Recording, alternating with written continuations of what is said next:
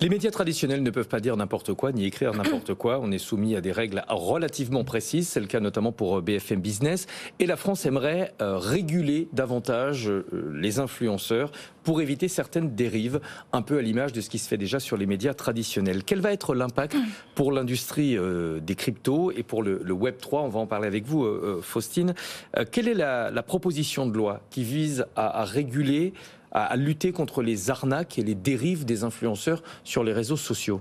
Alors, c'est une proposition de loi issue de propositions de deux députés qui, du coup, portent conjointement cette proposition, le député Vogetta et le député Delaporte, et qui vise, comme son nom l'indique, à encadrer les dérives et les arnaques des influenceurs sur les réseaux sociaux. Ça veut dire qu'il y en a eu? Il y en a eu.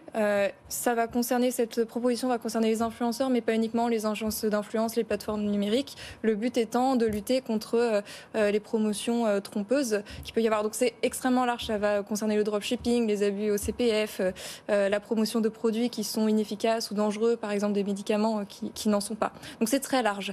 Ce qui du coup est une bonne chose, à savoir cet encadrement, c'est positif parce qu'on a besoin de lutter contre ces dérives, contre ces arnaques. Et dans le secteur crypto, il y en a eu qui font du mal à la réputation du secteur et donc de ces entreprises. On a beaucoup entendu parler de Marc et Nadé Blata qui ont fait une arnaque au NFT il y a très peu de temps. Et bien sûr, ça a été important dans le contexte autour de ces débats. Donc c'est positif parce qu'il faut évidemment prévenir et sanctionner ces dérives, mais il faut aussi tenir compte du fait que l'influence est un outil de communication important pour le Web3 et aussi un outil de pédagogie sur une matière qui est relativement nouvelle, où il y a besoin d'une expertise fine qui est dispensée aujourd'hui par des influenceurs et notamment des influenceurs français très compétents.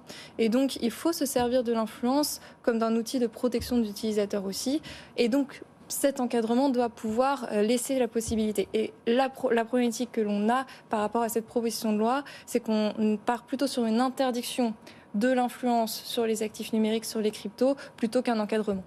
Alors justement, vous mentionniez à l'instant les arnaques, les dérives de Marc et Nadé Blata. En quoi est-ce qu'une interdiction ne serait pas efficace pour lutter justement contre ces dérives ? Alors, on a besoin, plutôt que d'interdire, d'encadrer, parce qu'on a besoin de cette source d'information pour les utilisateurs qui vont permettre de donner toute l'information nécessaire à utiliser, à recourir à ces nouveaux services et, le cas échéant, quand on est face à des acteurs réglementés, de pouvoir les mettre en avant face à des acteurs qui ne sont pas en conformité avec la réglementation. Donc, en fait, une interdiction pure et dure, ça va simplement supprimer l'accès à cette information aux utilisateurs qui vont se retrouver démunis face à n'importe quel type d'information sans avoir en fait la possibilité de savoir si celle-ci est meilleure qu'une autre, si cet influenceur, si on parlait d'un encadrement, il est encadré en face d'un influenceur qui ne l'est pas. Donc en fait, on va plutôt le laisser à la merci de l'ensemble des informations et des influenceurs qui vont être disponibles, sans lui donner un outil pour pouvoir les distinguer. Et on va aussi mettre un frein au développement du secteur, les entreprises ont besoin de ces outils de communication.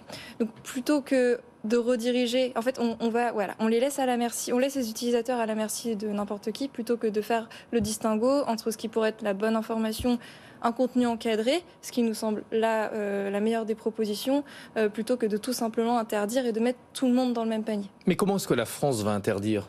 Les réseaux sociaux sont par définition internationaux. Ça veut dire quoi ? On va restreindre l'accès à certains comptes depuis la France ? Alors en pratique, c'est effectivement compliqué et c'est vrai que du coup les réactions... C'est un petit goût chinois quand même, de maîtrise de l'Internet. Les réactions que l'on a, c'est qu'effectivement, de toute façon, en pratique, ce sera compliqué et que si on va trop loin, mais ce n'est pas spécifique à cette proposition, les personnes concernées peuvent se déplacer, se délocaliser. Donc, de toute façon, aller trop loin, c'est contre-productif. Et donc, cette interdiction va tout simplement aller à l'encontre de l'objectif qui est de protéger les utilisateurs en donnant de la bonne information. Il existe en fait un arsenal législatif contre les pratiques de commercialisation trompeuses. Il y a 2 ans d'emprisonnement, 300 000 € d'amende, je pense, quand il y a de telles pratiques qui sont avérées. On a l'autorité de régulation professionnelle de la publicité qui émet des recommandations sur la publicité numérique qui sont un guide pour être suivi par les influenceurs. On a le jury de la déontologie populaire qui peut arrêter des campagnes. Donc en fait, il existe déjà des choses. Il existe déjà un arsenal législatif. Ce qui nous semble plus acceptable qu'une interdiction, c'est de proposer un encadrement des influenceurs dans le cadre de cette proposition de loi, puisqu'effectivement on a vu des dérives, donc ça peut mériter d'être renforcé, avec des spécificités par rapport au marché de cryptoactifs. Par exemple, demander à ce que ne soit pas promis des rendements infinis et garantis, bien présenter les risques afférents à un investissement en cryptoactifs, préciser que ce ne sont pas des investissements pour des personnes mineures. Voilà, il y a un encadrement beaucoup plus pragmatique qui peut être proposé dans cette proposition de loi.